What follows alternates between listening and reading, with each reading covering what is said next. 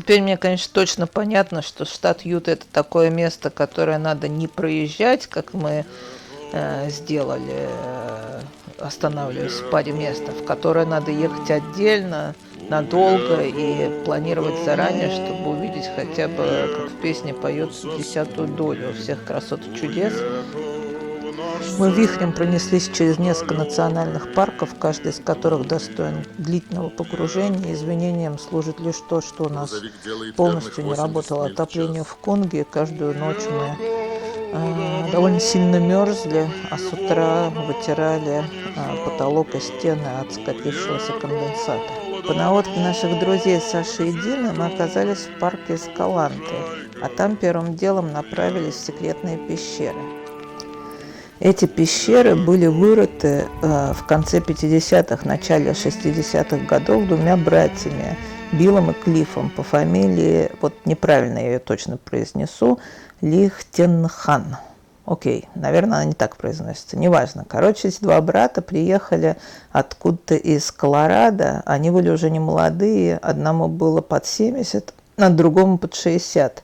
И они приехали в поисках урана. Уран они не нашли, но решили остаться, вырыли 3 пещеры, в 2 были у них мастерские, а в 3 они жили. И занимались они тем, что собирали окаменелое дерево, яшмы и другие полудрагоценные камни, которых тут дофигища валяется, и делали из них мебель и шахматы.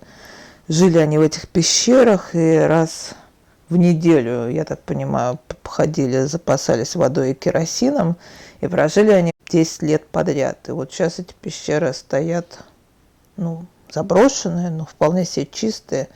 В общем, интересно было посмотреть, как они выглядели, но я не нашла в сети их фотографий, к сожалению.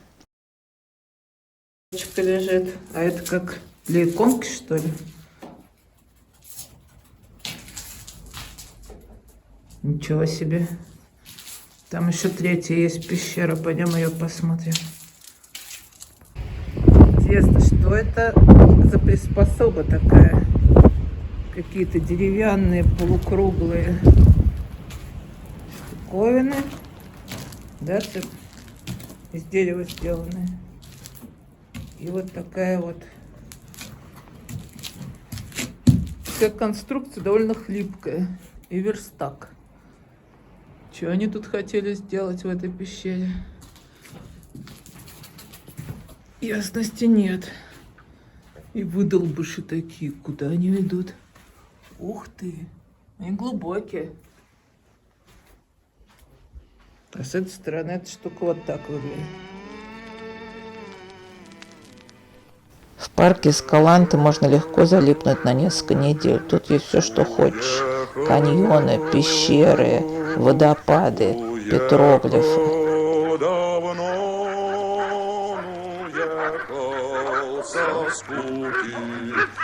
Уехал наш Сэмми в далекий Кентукки.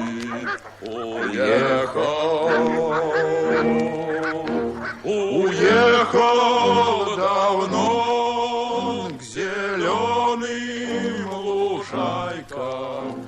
Мы переночевали, с утра Тоха работал, так что в сторону каньона Драй-Форк, Сухая Вилка, мы выкатились уже на вечерней зорьке, все как мы любим. Это невероятно красивый, узкий, длиннющий каньон со стенами красного и желтого цвета, а под полом находится, оказывается, целая дренажная система, куда собирается вся вода из этого каньона, поэтому он и называется Сухая Вилка. Загадка ежегодного исчезновения воды из каньона мучила местных жителей последние 100 лет. Одна из самых мощных попыток все-таки использовать воду, которая собирается в подземных резервуарах для орошения полей, была предпринята в 1893-97 годах. Местные соорудили циклопический виадук, деревянный желоб, который должен был отводить воду к полям. Но после окончания строительства в первый же сезон он был смыт грязевым потоком. Так что идея осталась нереализованной, а остатки этого виадука до сих пор можно увидеть в окрестностях Драй-Форк каньон. К устью каньона мы подобрались практически на закате, без карты, потому что мы ее забыли скачать, и с севшими телефонами. Ну, в общем, все как мы любим. Тут никого нет. О,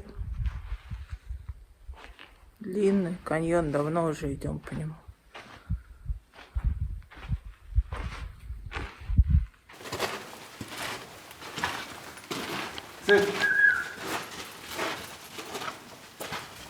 Невероятно красивые стены всех оттенков красного. Сначала широкий, Он там ставится потом ниже, постепенно что ли? сужается и сужается. Сначала стены очень высокие, постепенно снижаются. В общем, мы брели по этому каньону, совершенно не представляя, какая его длина, в надежде, что в конце нам удастся из него выбраться. Где-то посередине каньона нас атаковала какая-то птичка небесная. И я была испугалась, что она цепь унесет. Сначала нас крепко обосрала, потом обкаркала. Вот я ее даже успела сфотографировать. Он здесь сидел где-то и ушел.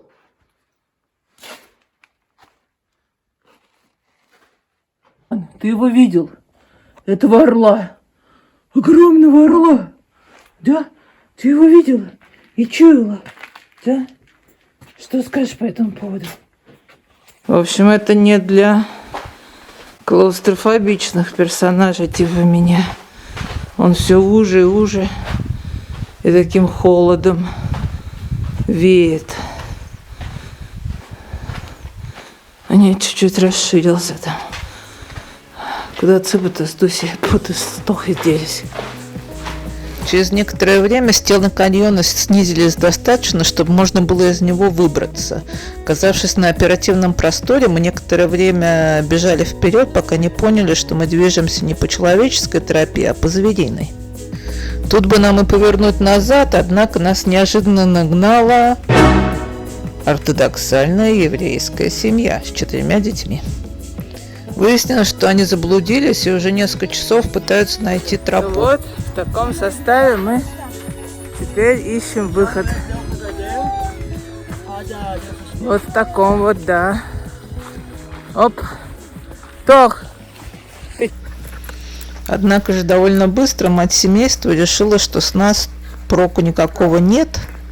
Заприметила какую-то козью тропинку, ведущую в прямо противоположное от дороги направление, и побежала по ней. Все ее семейство рвануло следом, остановить их не было никакой возможности. Попало. Что ж, любимый жанр. Стремительно темнеет. Вот произошел, собственно, закат. Это последнее лучи солнца. Группа ортодоксальных евреев с 5 детьми. Цыпа, стой! С огромной скоростью фигачила по трейлу в прямо противоположном направлении от того, куда нам нужно идти. У них есть карта, но, похоже, они не умеют ориентироваться по этой карте. Непонятно, остановить их было невозможно. Я стою вот с Цыпой на поводке. Цыпа рвется, потому что Тоха побежал вот по этой долине этой реки посмотреть, нельзя ли там напрямую выйти к дороге. Скорее всего, нельзя, потому что все это изрезано каньонами. Придется нам сейчас в темноте идти обратно на пикник к этой птичке, обратно в этот каньон. В кромешной темноте. Хорошо, хоть у нас есть фонарики, до половины заряженные. Цып. В сухом остатке. 3 часа спортивного ориентирования по звездам, и мы обратно в своем грузовичке передаем координаты, где мы последний раз видели еврейскую семью, спасателям, чтобы те выкатывались их разыскивать. Мы поедем на ту парковку, проверим, как там та семья, которая ушла в горы с фонариками, не послушавшись нам. Бегал впереди, как Я заяц. бегал на разведку, они явно шли не в том направлении. Ты кричал. Я дорогу нашла, что-то там разведал. Молодец. Надо было остановиться и подумать. Ну, ты подумала? Да, остановилась, подумала, нашла дорогу. No, do you have my coordinates? Actually, I spoke with someone like an hour ago, as I said, and they told me that they're gonna take care of the couple we met on the trail.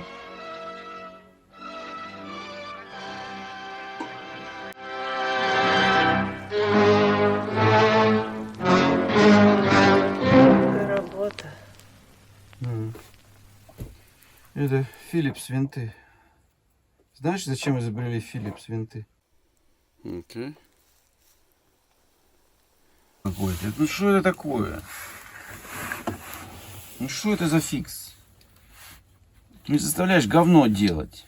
Только ты говно делаешь без моего заставления легко. Не надо говорить, что я тебя заставляю, что ты страхуешься-то так вообще позорно. Нравится. Ну, короче, мы останемся без контроля. Я с себя ответственность снимаю. Если он сгорит, это на тебе будет. Почему? Ну потому что я бы никогда это не делал, если бы не ты. Сейчас спалим все. Видишь, какой молодец? А если бы ебанула, я была бы сукой, да? Да. Класс. Все, не трогай вообще ничего здесь, не ходи, не дыши.